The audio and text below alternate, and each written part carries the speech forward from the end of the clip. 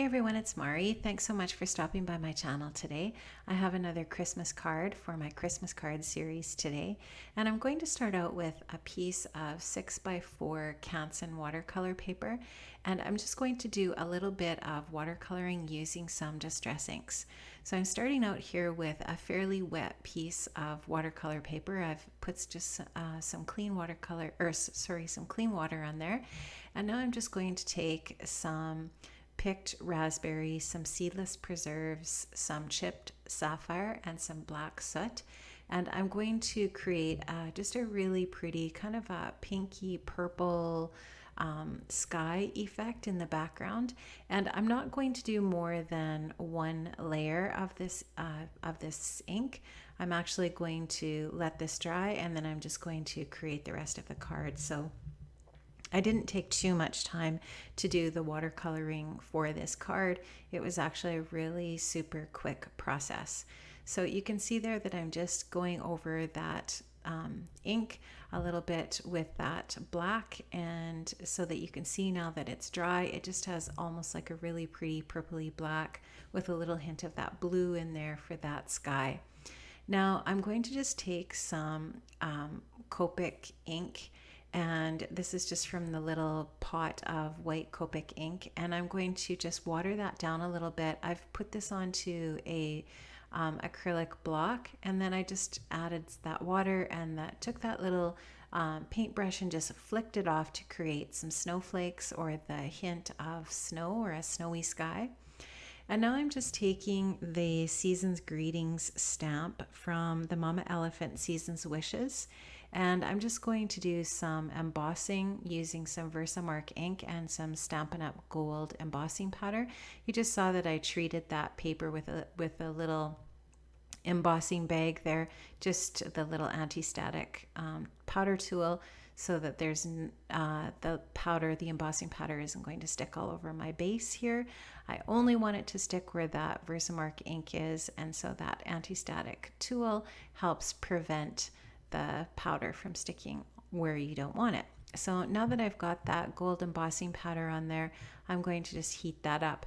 This gold embossing powder is from Stampin' Up! I have had that in my stash for many years. I used to be a Stampin' Up! Demonstrator a long time ago. Like, I don't even know how many years ago that was. I don't even know how I would go about figuring that out, but I've had that embossing powder for quite a while. Now I'm taking these cute little images from the Mama Elephant Beary Christmas stamp set. These little guys are so adorable, and I'm just stamping them out here on some more watercolor paper using some VersaFine Onyx Black ink. And I'm going to use my Zig Clean Color watercolor brushes to color these adorable little critters and this Christmas tree. So I'm going to put some music on for you while I color these images. You can just see here that I'm using the same method as with my Copic markers, where I'm just going from light to dark and then going back and blending the dark out again with the lighter, and using the water brush as well to help me blend. I'm putting a little bit of water down first and then going in with the colors. So I'll just let you watch while I color these images.